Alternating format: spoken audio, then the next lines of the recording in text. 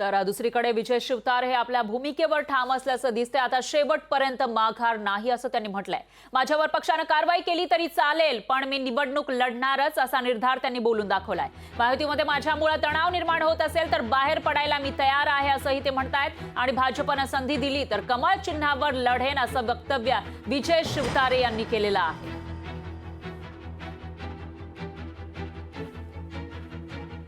आणि याच विषयी विजय शिवतारे यांच्याशी बातचीत केली आहे आपले प्रतिनिधी अमोल धर्माधिकारी यांनी।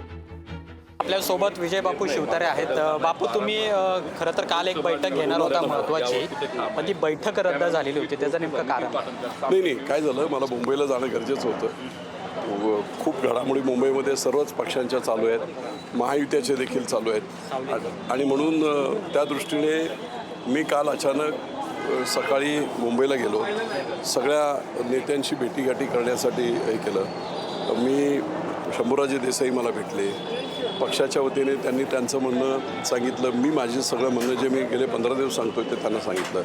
विशेष म्हणजे काल त्यांना मी असंही सांगितलं की मुख्यमंत्री महोदयांना मी लेखी पत्र दिलं होतं की बाबा ही सीट आपल्याकडे घ्या महायुतीतली। इलेक्टिव्ह मेरिट हा जर प्रकार पाहिला असेल तर तुम्हाला जिथे सीट निवडून येऊ शकते हा क्रायटेरिया जर ठेवत असाल तर निश्चितपणे शिवसेना ही सीट जिंकेल आणि मग धनुष्यबाणाच्या चिन्हावर आपण ही सीट जिंकून इतिहास घडवू अशा प्रकारचं सांगितलं। ही सीट मागा असंही मी त्यांना सांगितलं होतं। काल शंभूराजे देसाईंना पुन्हा त्याची मी आठवण करून दिली। अपक्ष आहेच ना, लोकशाहीचा मला अधिकार आहे, मला उभा राहण्याचा अधिकार आहे, लोकांना अपील करण्याचा अधिकार आहे, मतदारांना आपापलं मतदानात काही फक्त पौराणात मत दिलं पाहिजे असं काही नाही, तो अधिकार आहे ना। त्यामुळे मी लढणार। अमोल धर्माधिकारी, लोकशाही मराठी, पुणे। तर यावर शंभूराज देसाई नेमकं काय म्हणाले तेही बघूयात।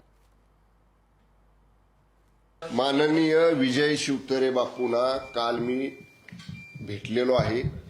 त्यांना सविस्तर त्यांच्याशी मी चर्चा केलेली आहे आणि त्यांना स्पष्ट सांगितलेलं आहे की ते शिवसेनेचे माजी मंत्री राहिलेले आहेत आणि ते नेहमी सांगतात की मी माननीय शिंदे साहेबांचं नेतृत्व मानतो।